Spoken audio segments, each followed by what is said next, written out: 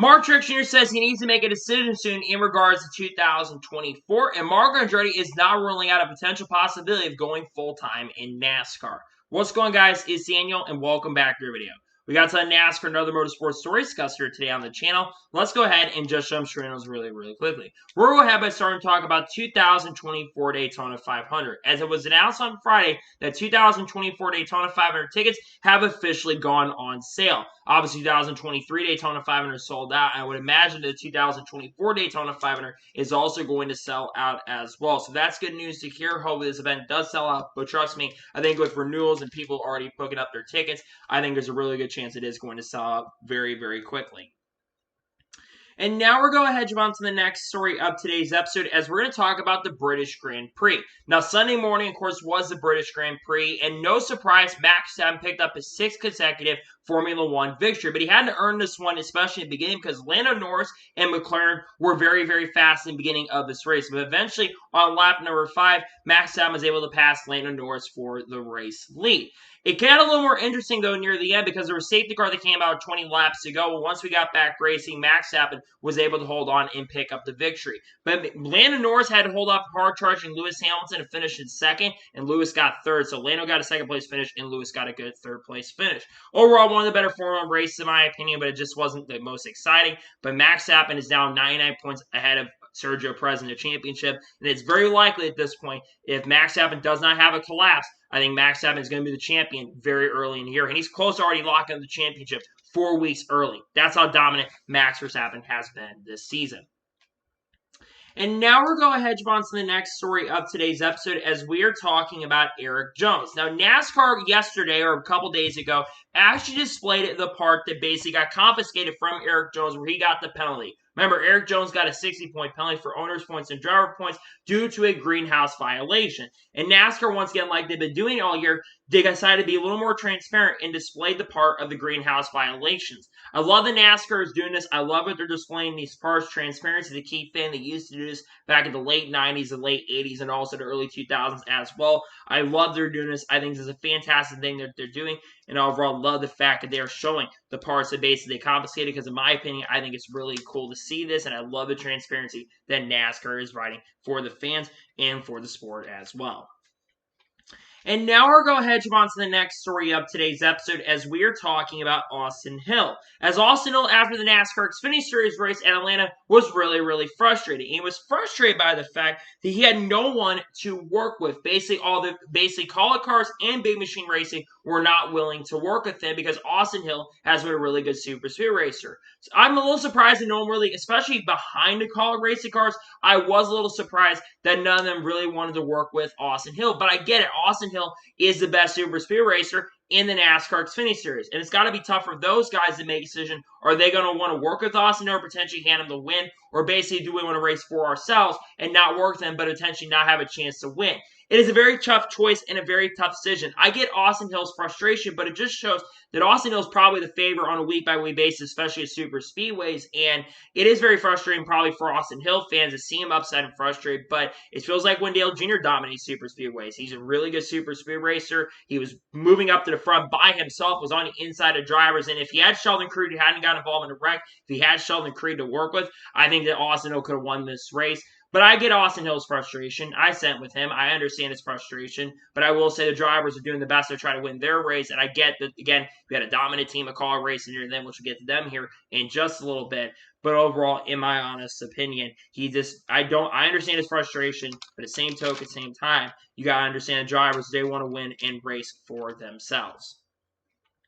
And now we're going ahead and move on to the next story of today's episode as we're going to talk about Sean Hangarani versus Dean Thompson. Now, if you watched the ARCA race on Friday afternoon, there was an ARCA race at Mid-Ohio. And Sean Hangarani has been the name that has brought up in conversations over the last couple days.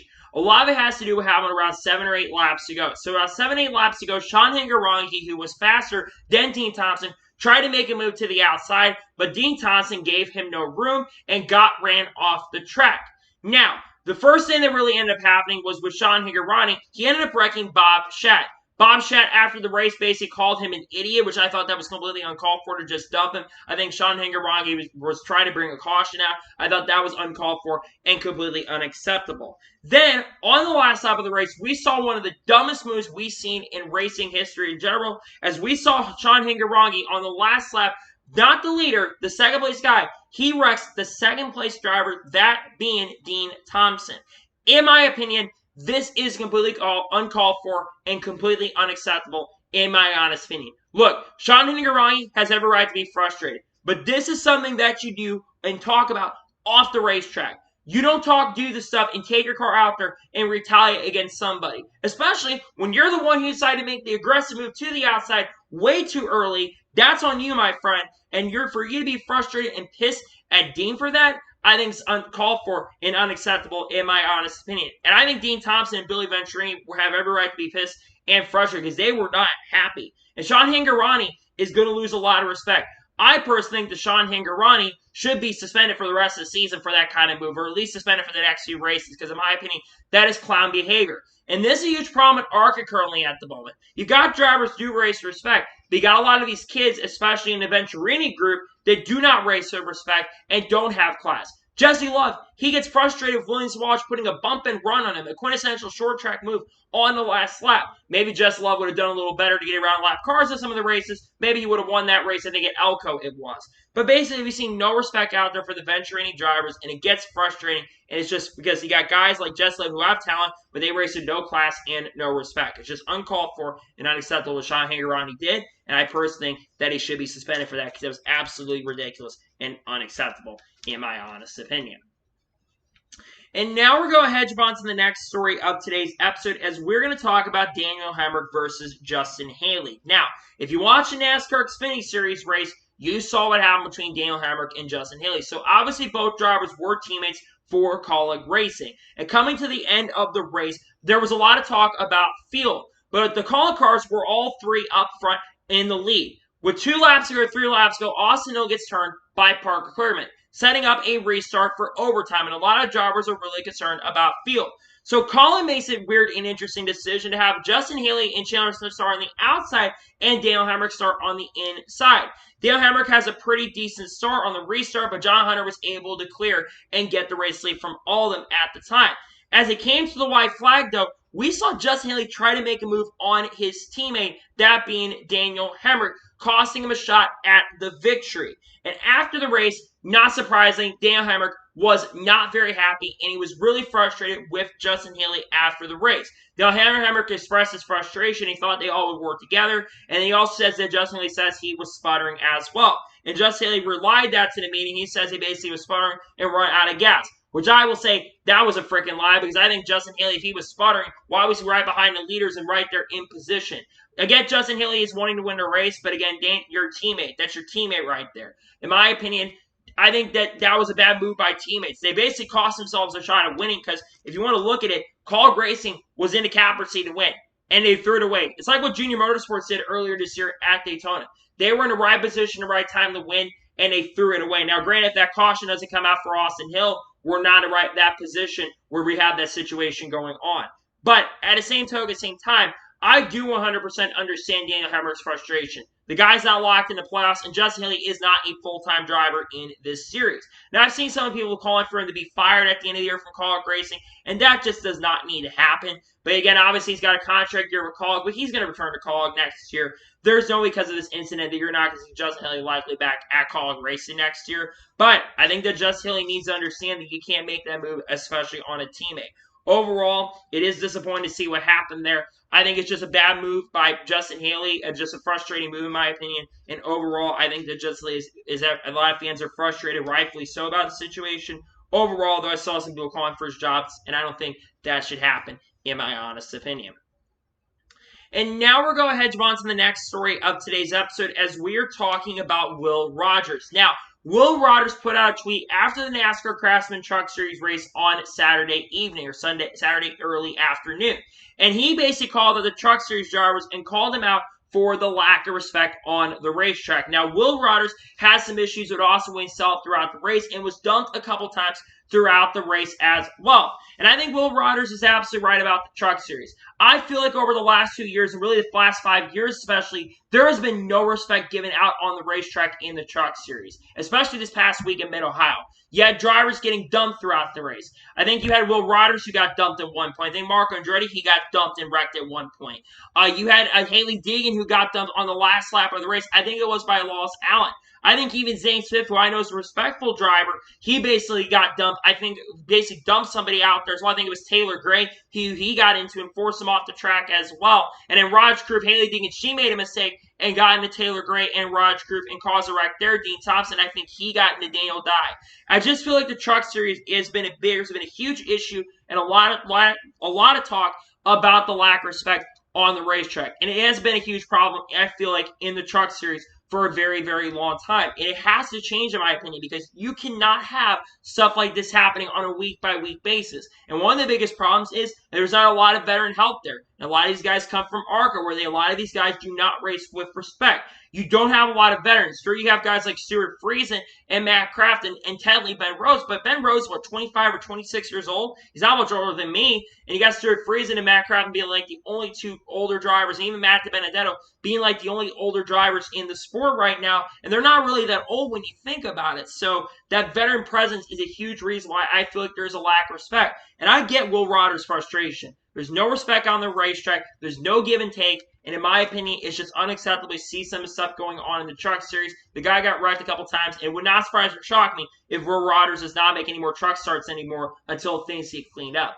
I get Will Rogers' frustration because the guy has won a couple ARCA East races at Watkins Glen, is a really good road course racer in general, and got wrecked out for, in my opinion, absolutely no reason, in my opinion.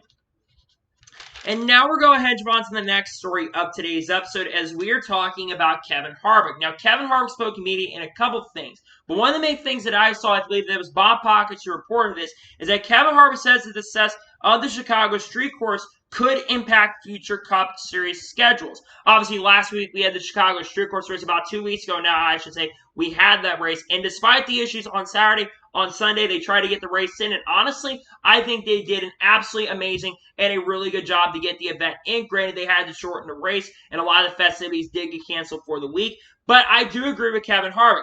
I think that this is going to open up a lot of potential possibilities for the 2023 NASCAR, 24, I should say, NASCAR schedules. There's obviously a lot of talk about going international. A lot of rumors currently at the moment that NASCAR could go to Montreal heading into the 2024 season, though that has not been confirmed. It sounds like from behind the scenes that is very likely going to end up happening heading into the 2024 season.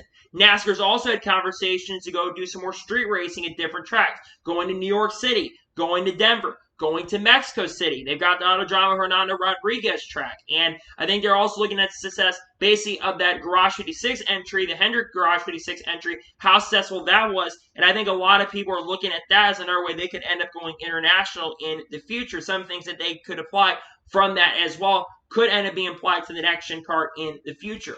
Overall, it's going to be very interesting and fun to watch and see. It's very likely that we're going to be going international cup racing next year in 2024. Obviously, the 2024 schedule is very likely to be announced in the coming months. It sounds like it's going to be late August, early September is kind of the target for potentially when the schedule is going to end up getting released. But it's going to be one thing to watch, and we'll have to wait and see what happens in regards to that. But it sounds like right now that could be coming out very, very soon in the coming months, and it's going to be very interesting to see what happens in regards to that in the foreseeable future.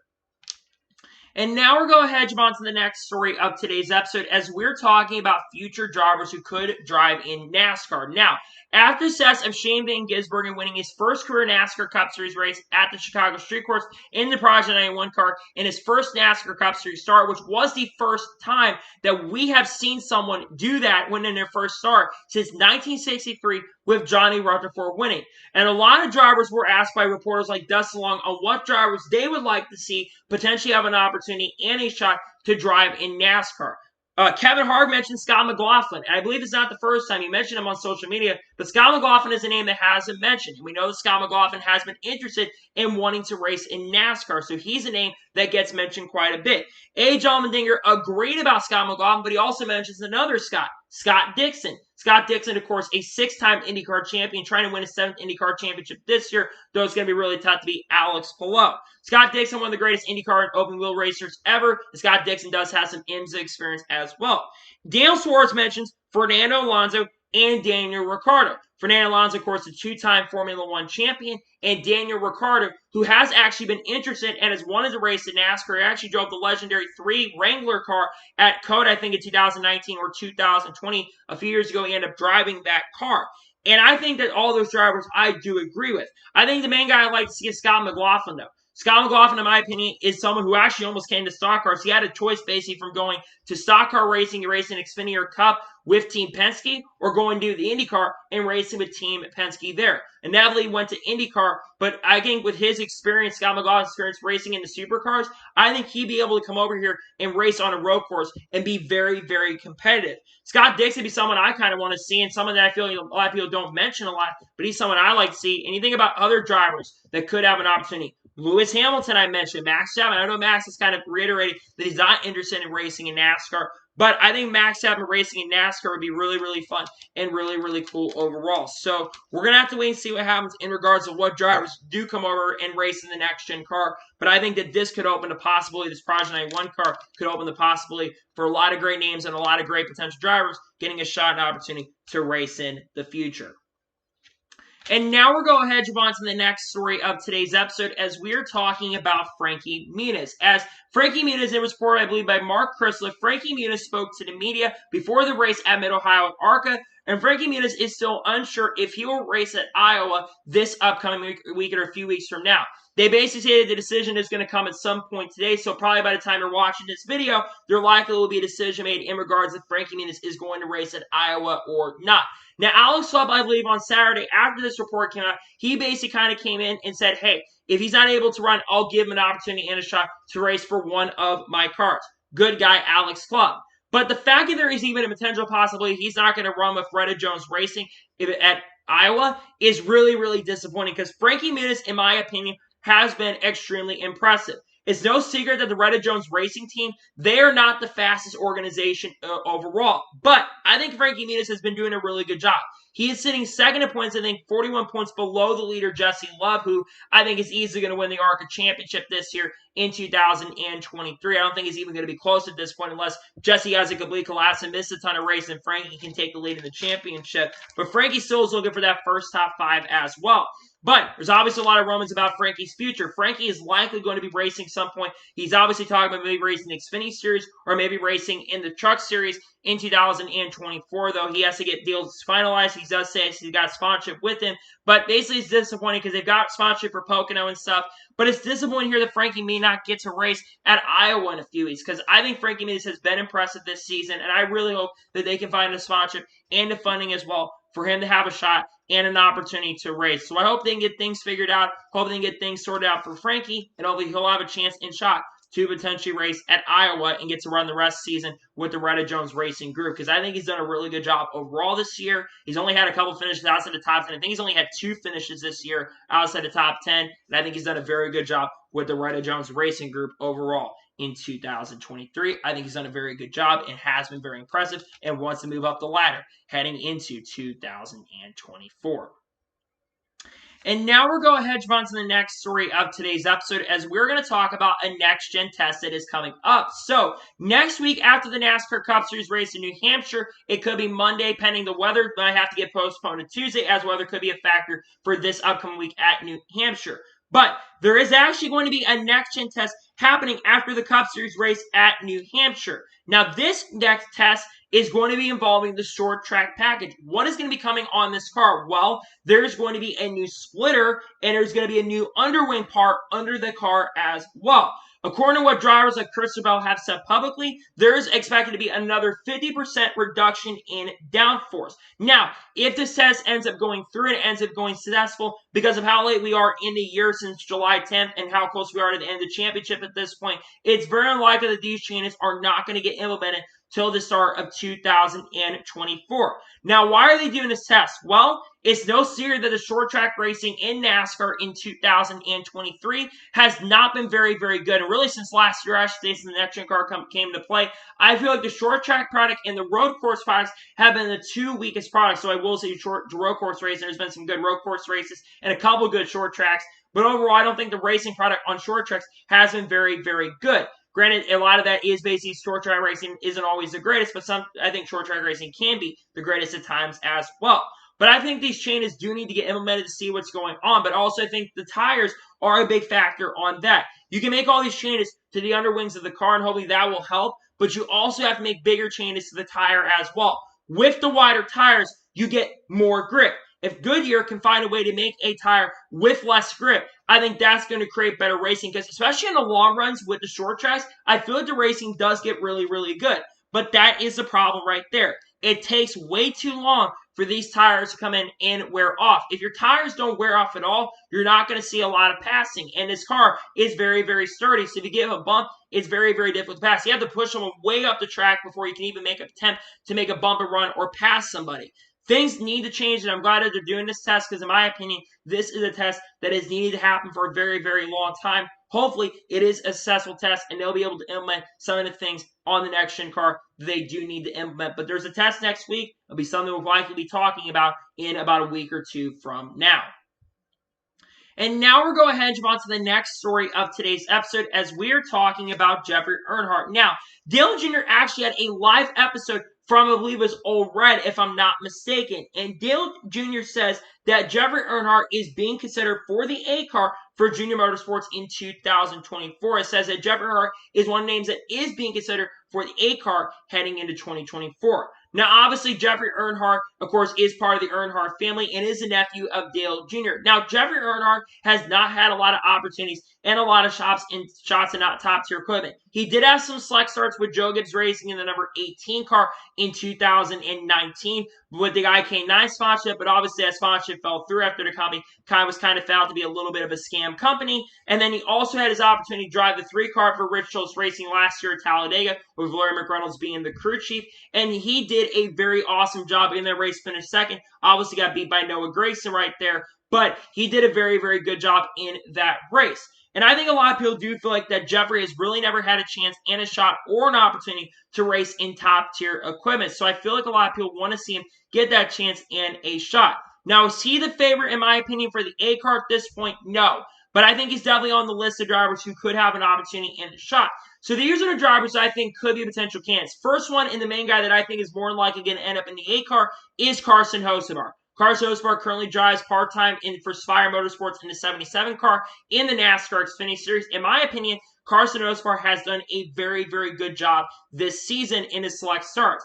And Carson has been around with the Junior Motorsports team, plus, of course, Spire, they have an alliance with Junior Motorsports. And I think Carson does have a lot of talent and has generally been pretty good this year in the Truck Series in his select starts, and also has a Premier Security sponsorship, which, of course, does really work with Worldwide Express sponsorship as well. But Carson's got to be up there as one of the main candidates.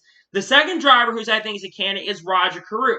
Roger Caruth is part of the Chevy camp. Roger has said publicly that he does not have a ride for 2024 currently at the moment. Looks like the GMS is going to be switching to Toyota, and they're going to become another Toyota development team heading into 2024. Another driver mentions Matt DiBenedetto.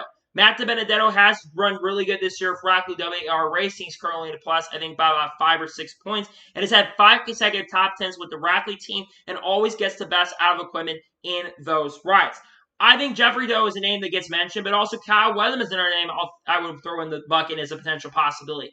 Kyle Weatherman, in my opinion, is one of the most underrated drivers in the NASCAR world, in my opinion. And also, Kyle Weatherman always gets the best out of equipment, and he also is a sim driver for Hendrick Motorsports currently at the moment. And Hendrick Motorsports does have an alliance with Junior Motorsports. Now, we obviously know that Junior Motorsports, they're trying to get to the Cup Series as well, but they first got to figure out who's going to be in their rides. The 9 car could be open as well, even though Brandon Jones got sponsorship and funding. We got to think about that. He's not had a good year with Junior Motorsports here. One of the most worst performing drivers we've seen at Junior Motorsports this season. But going back to the 8 car for 2024, I think it is going to be very interesting to see what happens in regards to Earnhardt. But I do think that Jeffrey does have a chance to go to the 8 car. But if you want my honest opinion, I think it's likely going to be Carson Osvar, who is going to be driving the 8 car heading into 2024. And now we're going ahead and jump on to the first of two major stories in today's episode as we're talking about Marco Andretti. Now, this past weekend in Mid-Ohio on Saturday, Marco Andretti made his NASCAR Truck Series debut in the number 7 truck for Spire Motorsports, and he ended up finishing, I believe, in 18th or 19th place. He did qualify very, very well.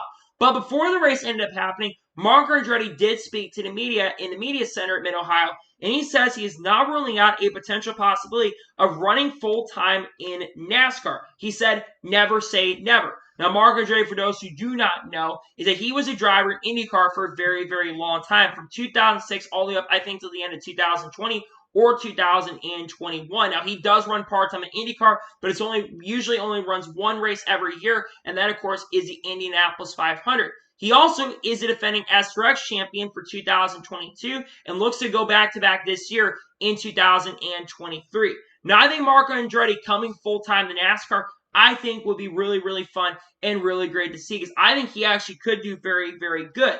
I know that he hasn't done fantastic. I know he kind of didn't get a great finish in his debut, but I think Marco Andretti, like I said, being full-time in NASCAR would be great to see, and I would love to see him have a chance and a shot and opportunity to drive full-time. Now, what teams could Marco Andretti drive for if he was to go full-time? Well, Spire Motorsports 7 truck. He's got experience with that team now, and I think he would do a really solid job with a Spire team, considering they have a great alliance with Hendrick Motorsports, and we've seen that truck have a lot of success with drivers like Kyle Larson and Alex Bowman, and William Byron as well, over the last couple of years. This truck has been very, very competitive. I know Marco didn't get the best finish, but I think he would do pretty good. Now, obviously, he would have to get experience on ovals. Granted, he does have some oval experience at some of the tracks on the schedule. Las Vegas comes to mind. I think he's got experience in Michigan as well. The trucks don't race there, but I think likely he's racing in the Truck Series. Overall, though, maybe what other teams could have potential possibility. I think KBM's another team to watch for. Kyle Busch Motorsports, we don't know what the future of that team looks like past 2023. Maybe he goes there in 2024. That'd be a really big pickup for them if he got a chance and a shot to drive for that team. Overall, though, nonetheless, it's going to be very interesting to see what happens with Marco Andretti in his future. But I would love to see Marco Andretti have a chance and a shot to race full-time in NASCAR heading into the 2024 season. Having Andretti name in, also having the Gamebridge sponsorship. And think about this. There's been rumors and rumors about Andretti Autosport trying to get into NASCAR as well. What if he goes there and drives for the NASCAR Cup Series team if they were to partner up with Spire Motorsports? Because that could end up possibly happening heading into 2024. Because like I said, we've heard rumors and rumors and conversations about Andretti Autosport. They're trying to make a jump up into NASCAR full-time heading into 2024. So we'll have to see what happens in regards to the future of Marco Andretti. But it's cool to see that Marco Andretti is interested, that he wants to race in NASCAR full-time. He's interested in it. And I think there is a chance that we could see him full-time in NASCAR. I would love that. I hope it ends up happening. And hopefully he gets a shot and opportunity to race full-time in NASCAR. Because if you want my opinion, I think he'd do an excellent and a very, very good job in a full-time NASCAR ride. I think he'd do better than IndyCar because a lot of people consider him a bust. But I think his stock car experience in racing in other forms has really helped him out as a driver. He's got versatility. He's got talent. And overall, I think he has done a very solid and a very good job in a couple races. Right now, he didn't do good Big Machina's debut in Xfinity Series, but a lot of that was a lack of experience. I think that he will do better if you give him more times and opportunities. And now we're going ahead and jump on to the final major story of today's episode as we're talking about Martin Truex Jr. and silly season in general. Now, Martin Truex Jr., he spoke to the media this past weekend, and there's been a lot of talk conversation about Martin Truex Jr.'s future past 2023 and if he's going to return in 2024. Well, Martin Truex Jr. spoke to the media, including Dalton Hopkins from Front Stretch, and he says he needs to make a decision on 2024 very, very soon.